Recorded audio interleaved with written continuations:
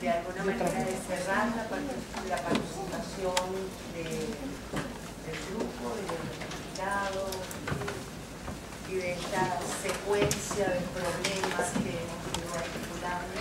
Y yo creo que vamos a hablar con un especialista tanto en el problema de la animalidad como en el problema del poder, que trasciende a la problematización de las categorías anormal, original, entonces, bueno, Jordi de Gabriel, siempre pienso Jordi es el nombre, ¿no? El apellido es el nombre, pero bueno, muchos de los presentes que hemos leído conocemos el trabajo que hace y que me parece extraordinario tanto desde la recuperación bibliográfica como desde la elaboración crítica y teórica. Y bueno, nos vamos a estar aquí con nosotros y bueno, vamos a escuchar la conferencia que también trabaja el problema de lo animal y los animales. Decirte, fue un placer conocerte, tenerte aquí, que ha sido un placer. Sí, pero acuérdate que como yo soy una pésima presentadora y no manejo los protocolos, digo lo primero que se me ocurre y ya. Adelante. Gracias. ¿Se escucha? No se prende. No necesitamos. ¿Se puede prender? ¿Está lo más arriba? Ahí. No. Subir un poquito. Sí. Okay. Bueno, antes que nada, gracias Eleonora por la invitación. Obviamente también gracias Gina por la invitación. Y gracias a todos por la hospitalidad, ¿no? Que nos ha sido realmente excepcional. Lo que les voy a leer básicamente son algunas notas a pie a todo lo que ya dijo Gina, ¿no? Y que además es un texto infinitamente mejor escrito que este. Pero lo que traigo tiene la única virtud de ser breve. Quiero que sea breve, me temo que no lo va a hacer. La intención es esa. Y un poco también pensando las formas en que, siguiendo lo que decía Gina, un poco como tratar de empezar a pensar como la relación animal, la unión del animal y de lo animal, cómo se dio un poco la imaginación moderna, ¿no? ¿Cómo pensar eso? Se dio desde dentro y desde afuera, ¿no? Esa antropología de empieza con dos escritores de los que ya hablamos, empieza con Guimarães Rosa y con Lispector. Y después sigue haciendo un escritor contemporáneo. Un desplazamiento aparentemente menor pero sistemático tiene lugar en la literatura sudamericana desde mediados de los años 60. Un reacomodamiento que pasa por los lugares del animal en la cultura. Pensemos, por ejemplo, en la distancia que hay entre un texto como Meu Tio o Yaguareté, mi tío el Jaguar, de Guimarães Rosa, publicado a principios de los 60, pero escrito presumiblemente en los 50, y Apachao II de Ará, texto de Lispector del 64, que seguramente todos conocen muy bien. Dos textos clásicos, centrales a la modernidad literaria, en los que la distinción normativa y jerárquica entre humano y animal es puesta en crisis. Tal sería su modernidad, ¿no? Su gesto crítico, una forma, una manera de entender su gesto crítico. Pero esa distinción es puesta en crisis de maneras diferentes, y es esa diferencia revelatoria del pensamiento que me interesa subrayar. El texto de Guimarães, como se recordará, es el monólogo de un onceiro, un cazador, en la selva, cuya misión es eliminar jaguares para que la expansión del capital y presumiblemente del Estado pueda ganar control sobre el territorio y convertirlo en un espacio productivo. El onceiro es, podríamos decir, una herramienta violenta de la expansión civilizatoria del capital. Sin embargo, el personaje invierte el signo de su misión, de esa misión, embarcándose en un devenir jaguar que lo alía con los jaguares, lo identifica con la yaguaretama, ¿no? El territorio de los jaguares, y que lo enfrenta a todos los otros hombres a los que empieza a eliminar. El personaje es, podría decirse, un converso de la especie, que hace explícita y podríamos decir politiza la guerra entre humanos y jaguares. Ese personaje anómalo, ese personaje entre lenguas, razas y especies, es una construcción absolutamente radical en el texto de Guimarães. Es un mestizo donde el mestizaje no se resuelve.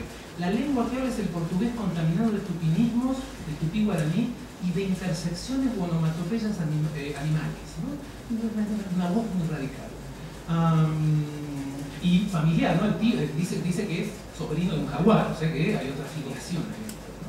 Ese personaje anómalo, decía, termina siendo eliminado por el interlocutor de su relato, marcando así el final de un devenir animal, que es también el final de una cultura oral y de una cartografía ético-política alternativa. Leído bajo claves diferentes, como construcción crítica del mestizaje, como inscripción de culturas indígenas culturalmente tachadas, como literatura menor, etc., Meuccio es también, quiero sugerir, una de las últimas inscripciones de lo salvaje en la literatura latinoamericana. La eliminación del personaje marca el final de un cuerpo que había permanecido de alguna forma exterior a las nuevas tecnologías modernas, esto es, biopolíticas, de producción de individuos civilizados y normalizados. Es un cuerpo en el que se condensan muchos de los obstáculos a la modernización nacional. El animal, la lengua indígena, la resistencia a la expansión del capital. Un cuerpo, en fin, que traza una afuera de eso que Foucault llamó sociedad de normalización. Ese es el lugar que se indica bajo el signo del animal en el texto de Guimarães. El otro nítido, el revés de la humanidad disciplinada, que había sido el sueño de las naciones postcoloniales en fase de modernización. Ese cuerpo y esa lengua en devenir, el cuerpo entre especies y la voz entre lenguas y en el límite mismo del lenguaje, ese converso de la especie termina muerto, y su voz vuelta al archivo.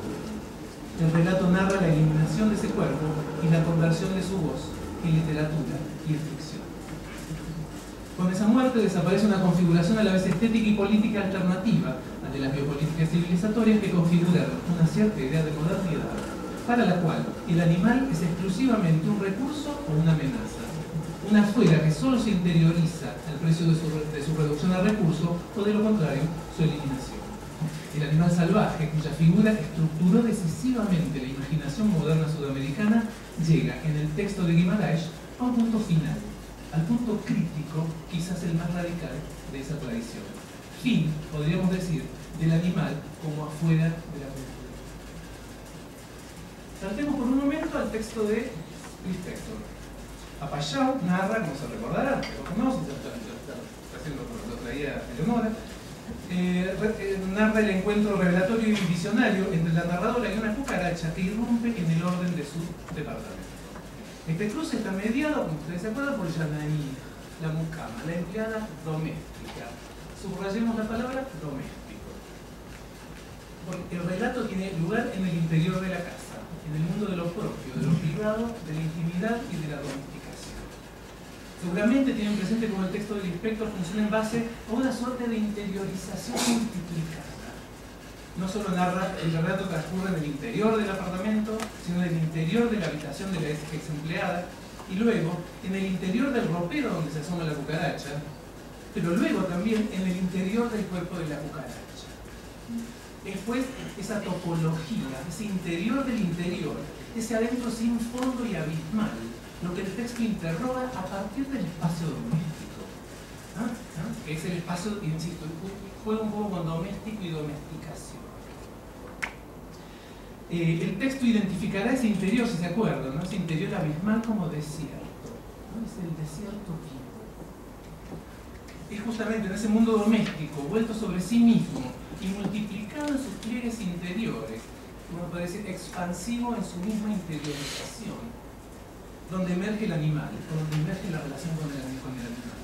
El animal se vuelve interior, íntimo, viene desde adentro, o mejor dicho, traza el umbral de una nueva interioridad, una interioridad muy compleja, que más bien corresponde a lo extimo, es decir, a una interioridad que se vuelve exterior, a una nueva topología o a un nuevo ordenamiento, el sitio de una dislocación, de un reordenamiento de cuerpos y de posiciones o lugares de cuerpos.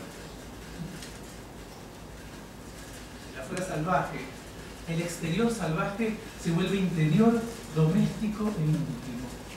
El animal irrumpe en el corazón de lo propio, en un adentro que se multiplica en layers, en umbrales, en pliegues, y que retrasa límites, fronteras y distribuciones entre interior y exterior, entre lo propio, por lo tanto la propiedad, la casa, el cuerpo, el reino del yo y del individuo, y lo ajeno, la alteridad y lo impropio. Este desplazamiento que estoy tratando de sugerir, muy esquemático, pero por ahí ayuda, o esta interiorización del animal se lee en otros materiales, más o menos contemporáneos al del Inspector, estéticas radicalmente heterogéneas. Pienso en Osvaldo Lamborghini, en Argentina, ¿no? Donde una contigüidad con lo animal se vuelve regla de la representación política de los cuerpos. Una potencia ciega, radical, indeterminada que emerge en el interior mismo del orden político y lo disloca, el fior. De nuevo el animal exterior, salvaje, el animal que provenía de esa naturaleza exterior, de ese universo salvaje que asedió en la imaginación moderna, gira sobre sí mismo y se vuelve un interior problemático, una inmanencia que transforma un orden de representación de cuerpos. En ello se juega algo más que una nueva topografía de los cuerpos. No se trata solamente de que lo salvaje se haya extinguido en la imaginación cultural, de que la potencia de su amenaza y el fulgor de sus promesas se haya atenuado al ritmo de un control sobre la naturaleza que a mediados del siglo XX ya parecía en líneas generales cumplimentada. Tampoco se trata de que el animal doméstico o domesticado se haya convertido en la metáfora o alegoría obvia del control político en sociedades que estaban perfeccionando justamente sus mecanismos de normalización social y las tecnologías del poder disciplinario. Se trata sin duda de todo eso, pero se trata sobre todo de algo más. Esa vuelta interior del animal, esa interiorización del animal refiere a la emergencia de una nueva zona de problematización estética que Gina nombró muy bien, ¿no? La vida oblicua, al respecto, ¿no? Que es también un nuevo terreno de politización, el de una vida que ya no se contiene o que no se define bajo el signo y la forma de lo humano, una vida aún viviente que emerge desde el interior de los cuerpos y los disloca y desfigura los nombres y el rostro del hombre, y que ya no se acomoda a distribuciones clásicas, ¿no? Entre lo natural y lo social, bio, zoé, animal, humano. Eso viviente, esa vida material, es lo que empieza a insistir en esos animales de adentro, que en la segunda mitad del siglo XX fueron muchos de los textos más interesantes de la literatura sudamericana. El texto del Inspector es una vez más el mejor ejemplo. Un poco el Inspector sería la teoría, ¿no? La teoría es el Inspector, por eso estamos todo el tiempo dándole vueltas, ¿no? Como se recordará, del cuerpo herido, quebrado de la cucaracha, surge una sustancia que el texto llama plasma. Plasma neutro. La palabra plasma completa es una larga historia en la reflexión médico-política de la imaginación moderna. Entonces, es una palabra que usa plasma. Que la protagonista se llevará a los labios. El cuerpo animal, pues, pierde forma y por lo tanto poder figurativo. Se quiebra la figura del animal, ¿no? Se quiebra como forma acabada y como figura terminada, y por lo tanto como tropo, como metáfora. Y se abre una materialidad desfigurada, una materialidad sin límites, en relación al cual el texto trabajará los sentidos de una nueva potencia descubierta que denominará vida cruda o vida negra. Ese interior animal, ese adentro que puebla de un nuevo modo los cuerpos, es el de una vida o un bio que ya no puede simplemente ser contenido bajo la forma reconocible y legible de lo humano y de lo animal. Surge una vida o un viviente para el cual no hay figura disponible. El animal íntimo o éxtimo, ¿no? Jugando con ese hueso, ¿no? Ese animal de adentro, porque complica todo adentro y afuera, digamos. Es una herramienta, quiero sugerir, de la cultura para pensar el nuevo estatuto de una vida que, desde la segunda mitad del siglo XX, empieza a ser un vector de la imaginación estética, pero también un vector de los vocabularios políticos y de las tecnologías de subjetividad. Dicho de otro modo, el animal, ese animal, da testimonio de una vida que se ha vuelto extraña a las formas de lo humano, al mismo tiempo que se ha tornado de modos explícitos el objeto de apuestas políticas. Una vida irreconocible dentro de la tradición humanista y que se constituye en un núcleo de nuevos modos de intervención y de control social.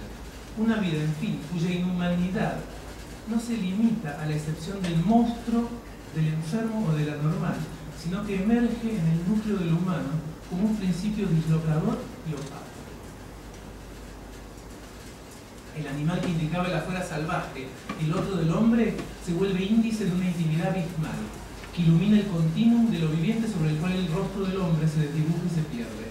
Entre nosotros, entre nosotros, una vida que desconocemos y que nos desconoce. El animal empieza a decir eso. Segunda parte. Tiene tres partes como el regimiento, coreografía. Pocas escrituras son más fieles a esta dislocación propia del animal de adentro que la de Georges Gilbert Huneau.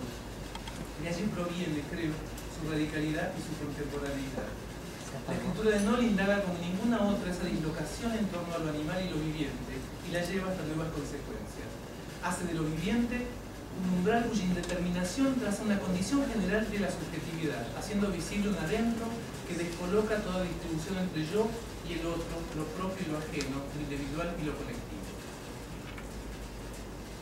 Parece para Sí, bueno, chicos.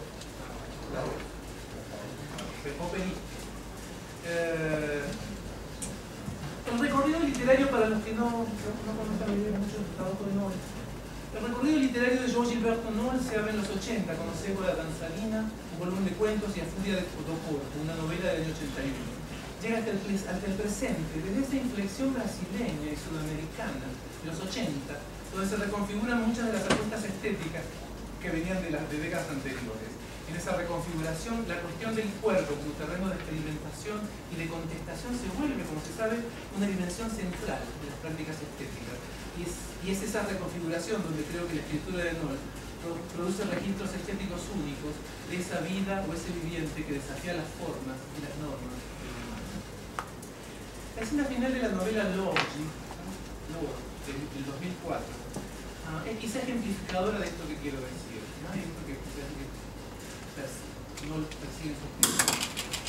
El personaje protagonista, después de una relación sexual con un compañero incierto, limpia el vapor del espejo en una habitación, ¿no? Está bañado, hay humo, no sale el vapor de la ducha empaña el espejo. Limpia el espejo con una mano en la que todavía tiene restos de semen que no se sabe si es propio o ajeno, y que se reparte en el espejo, cubriendo el reflejo del rostro. Esto es, donde debía aparecer el índice del yo, el rostro como realización de la persona, aparece una materia orgánica difusa, opaca, materia que además no se sabe si es propia o del otro, que no se puede asignar a un sujeto. Esa es la línea de escritura de Noll, la que sigue materias, intensidades, funciones, fuerzas que atraviesan los cuerpos y los arrastran más allá de sí mismos, que los desdibujan y los abren a lo impensado. La escritura de Noll se caracteriza por su naturaleza, podríamos decir, subjetiva. No narra el descentramiento de la subjetividad, sino que la da por presupuesta. En el origen no hay un sujeto, sino por el contrario, hay cuerpo y hay lenguaje. Pero no hay eso que los articula en torno a la enunciación de un yo, una enunciación reconocible como sujeto y como identidad. En lugar del sujeto y su crisis, los textos de Noll ponen en escena una corporalidad siempre abierta y en proceso, una materialidad orgánica nunca del todo formada, atravesada por líneas de disolución, cuerpos de contornos difusos, permeables, arrastrados por procesos que la conciencia no puede controlar ni interpretar, sino seguir y mapear, de marcar en su singularidad. Escribo, dice Noll en una entrevista, eso que el organismo está en condiciones de dar. Escribo eso que el organismo está en condiciones de dar. Como si escritura y organismo pasaran un pacto opaco que hablara a través de una voz que no puede controlar ni dominar ese proceso, sino en todo caso plegarse a él. Y ese plegarse es lo que aparece como escritura. Es ahí en ese límite, en ese hiato y esa línea de desfiguración, en esa zona liminal, que es la vecindad extraña de los cuerpos, allí donde aparece el animal. Hablo de otro texto más reciente que se llama Acenos y Afagos, del 2008, que es especialmente iluminadora de este movimiento. Un narrador ya adulto, casado y padre de familia, se reencuentra con un amigo de la infancia con el que mantenía juegos sexuales y al que lo unió una suerte de amor platónico. Luego de diversos episodios terminan viviendo juntos en una zona alejada, en la selva.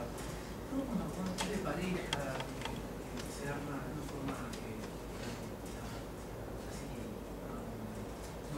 sin antecedentes, sin historia, ¿no? Aparecen en la selva con pareja. Allí el narrador comprende que en esa nueva vida su rol es el de mujer y empieza a sufrir una mutación corporal. Soy mujer y empieza una metamorfosis. El cuerpo parece volverse una caja de resonancia de los eventos exteriores a los que directamente, literalmente corporiza. Sin embargo, en Aceros y Afagos, esa mutación, esa transformación corporal, en lugar de un cambio de género, en lugar de una transformación de hombre a mujer, se vuelve una salida hacia un límite de lo humano, entre lo humano y lo animal, donde no hay especie reconocible. El cuerpo que se sale de la especie, ¿no?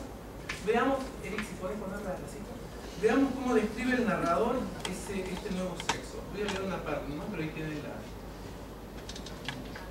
describe el cuerpo, ¿no? Su cuerpo después de esa mutación, ¿no? Aparece esto, ¿no? Se supone que empezaba a ser mujer, pero en realidad me parece sí. Trataba de ser un pequeñísimo animal incrustado sobre su penterio, casi en la base de mi fauna.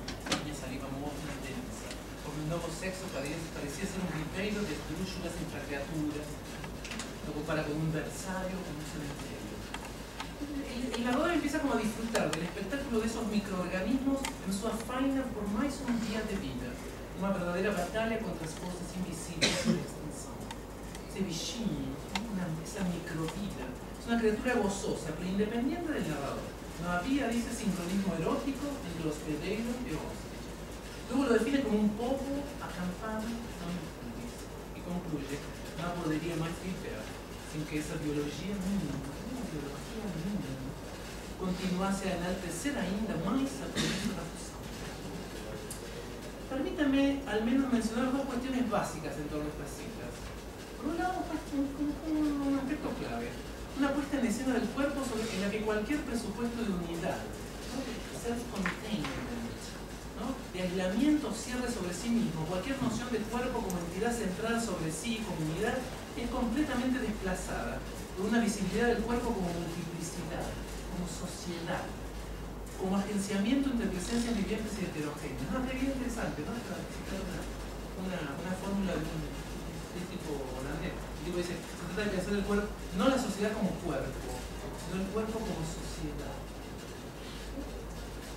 No hay un cuerpo individual, apropiable y privatizable. El cuerpo es un acampamiento, un pueblo, un ensamblaje de criaturas, que siempre ya un punto de encuentro, de alianza o de guerra entre fuerzas vivientes.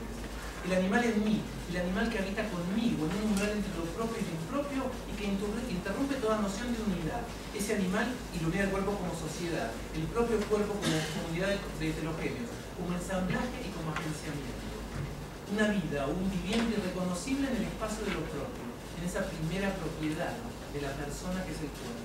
Allí aparece eso que no es el parásito, que no es el invasor ni el contagio, no es una incorporación, sino una presencia ajena en la inmanencia de lo propio. Ahí aparece el animal. Segundo gesto, aquí la crisis de género, la crisis de la adecuación entre el cuerpo y la norma de género, masculino femenino, digamos, directamente interrumpe la legibilidad de la especie. Salirse del género, como decía antes, es salirse de la especie. Aquí desde luego uno podría leer una inscripción del monstruo, ¿no? El cuerpo que no entra en el binarismo genérico, es el cuerpo monstruoso, el cuerpo excepcional que desafía tanto el orden de la naturaleza como el orden social.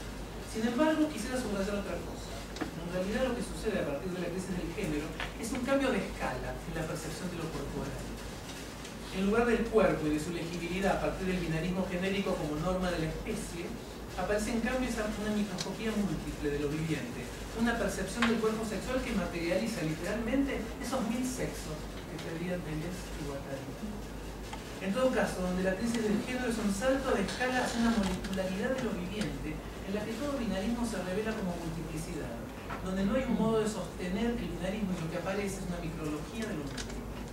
Esa visibilidad molecular del cuerpo dice entonces que no hay esencia de la especie, y que el cuerpo no es la manifestación o despliegue del núcleo o del programa de la especie, sino que al contrario, el cuerpo es efecto de alianzas, de cruces múltiples, que no hay vida del cuerpo, sino vida entre cuerpos.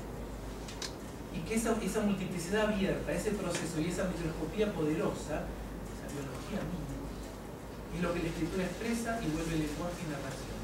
Aquí no hay vida propia, no hay cuerpo apropiado, subjetivado, privatizado. Hay una vez más agenciamientos, ensamblajes, formas de vida, en las que no se puede aislar, distinguir una vida propia que sería el núcleo de la especie y el fundamento ontológico del individuo. Es esa visibilidad del cuerpo como repertorio de fuerzas y de potencias lo que interesa, ¿no? Hablar sobre lo viviente. Allí se revela un lugar clave del animal en la imaginación del presente. Un giro o un salto de escala en la visibilidad de los cuerpos. Una interrogación sobre el cuerpo como forma. Y un umbral de problematización que no es simplemente el que piensa la diferencia y la jerarquía entre hombres y animales, sino que sobre todo piensa eso que aparece en común, pero que al mismo tiempo los vuelve extraños e irreconocibles. Ese punto de desconocimiento, eso irreconocible, es ese bios que emerge como una materia estética, como problema formal antes que otra cosa. Esto es, como interrogación sobre la forma de los cuerpos, sobre su lugar, sobre su nomenclatura, sobre las distinciones que los definen y los recortan.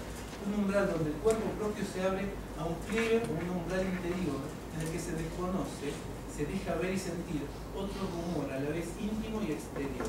Ese umbral de indeterminación, a la vez potencia y precariedad, eso que Foucault caracterizaba como capacidad de error, de la vida como error. Eso es lo que se anuncia en estas escrituras bajo el signo de lo animal. Prometo que me queda muy poco, tercera parte. En ello, esta reinscripción del animal en la cultura, este reordenamiento del animal que es una nueva luz sobre los cuerpos, está indicando una dirección clave. No se trata en textos de Noll o de Lispector de revisar la distinción y la jerarquía entre lo humano y lo animal para reponer un lugar de lo animal que habría sido brutalmente tachado en la modernidad humanista. No se trata de repensar el vínculo entre hombres y animales a partir de una compasión fundada en el reconocimiento de una vulnerabilidad compartida, de repensar como frecuentemente se escucha en el campo de los animal studies, de repensar al animal como sujeto de derecho, sobre el que se replica cierto tramado jurídico y político definido a partir de la matriz de los derechos humanos. Los textos están indicando, creo, otra dirección. En lugar de trabajar sobre la díada animal-humano, es decir, una polaridad organizada a partir de una distinción previamente determinada, en lugar de eso, exploran la naturaleza de ese bios, de esa vida que ya no coincide con un cuerpo formado ni con una especie determinada, una vida que se ha vuelto otra, principio de alteridad, de pura diferencia y de variación. Más que hacer del animal un otro reconocible, estos textos lo vuelven la instancia para pensar una nueva inestabilidad, que no pasa simplemente por la crítica a la jerarquía humanista, sino por el encuentro con la materialidad de esa vida, con un campo de fuerzas, intensidades y afectos que desarregla de modo definitivo quizá la forma de lo humano y lo animal. Ese campo de intensidades preindividuales, al estilo de Deleuze, tras el fondo opaco sobre el que se deshace no ya solo el rostro del hombre, sino también su contracara sistemática, la del animal. En lugar de la oposición humano-animal, entonces, aparece esta vida cuya naturaleza y cuya definición parecen ser una de las tareas del presente. Tanto Agamben como Fósito han marcado la necesidad de repensar de modo bastante radical la noción de vida en la tradición filosófica, sacándola de su reducción al discurso médico-científico. La obra de Deleuze y Guattari, como sabemos, ha dado pasos decisivos en esa dirección. Los textos literarios, como los que traje, junto a otras prácticas estéticas, quiero sugerir, han llevado adelante esta tarea al menos desde la segunda mitad del siglo XX. Han trabajado formas de sensibilidad y de percepción que iluminen ese nuevo terreno en el que, como vengo insistiendo, no se lee solamente una crisis del régimen formal de la representación del humano y de lo animal, sino un nuevo umbral, una nueva dimensión de los que en los cuerpos, desde esa interioridad o esa inmanencia descentrada, los arrastra más allá de toda forma estable, de toda apariencia reconocible. Ya no es el monstruo, el anormal o el enfermo, el lugar donde emerge esa vida ahumana o inhumana, como instancia de excepción, como quiebre de un orden social destinado a ocultar ese sustrato primario. En estas escrituras, esta vida se vuelve el principio de visibilidad de los cuerpos en general. Los cuerpos emergen allí atravesados por ese bio que los descentra y los desdibuja. Es esa vida lo que el animal de adentro en estas escrituras, es esa vida lo que el animal de adentro en estas escrituras convoca, incita e invita. Justamente en el contexto de una transformación radical, sin precedentes sobre los modos en que discursos tecnocientíficos claman un nuevo poder de objetivación y gestión de la vida, cuando lo viviente se vuelve objeto de apropiación, individualización y propertización, y pensemos en el sujeto neoliberal justamente como el que se define en tanto que empresario de la propia vida. Y en la era donde la defensa de la vida se convirtió en el axioma de legitimidad para cualquier acción política, bélica o económica de la naturaleza que sea, y por violenta que sea, es sobre ese trasfondo, creo, donde hay que leer estos animales de adentro de la literatura y donde inscriben sus contestaciones ínfimas, apenas audibles, pero todavía potentes. Estas escrituras abren otro vocabulario y otras semánticas en los que lo viviente no es un fundamento objetivable, funcional y mensurable, sino el campo, para citar una vez más hace poco, del error, el experimento abierto y contingente, el devenir. Lo viviente menos como propiedad del individuo y como ser de su autonomía que como línea de agenciamiento diverso, siempre ya en relación a otro cuerpo, siempre ya colectivo, siempre más y menos que uno. Pero sobre todo, y me gustaría insistir sobre esto, aquí la cuestión de lo viviente funciona como una operación formal, como formas de percepción, de sensibilidad y de visibilidad sobre los cuerpos. Es allí donde se puede leer el rastro de estos animales de adentro de la literatura, rastro que llega a nuestros días. Si biopolítica quiere decir algo, y no es evidente ni obvio que así sea. Es esa instancia en que bios, lo viviente como tal, life itself, se vuelve un terreno de disputas que son al mismo tiempo epistemológicas y políticas. Es en el espacio de estas contestaciones donde se puede, y creo se debe, situar la reflexión sobre lo animal, como línea de lo impensado que nos arrastra hacia otras políticas de lo viviente.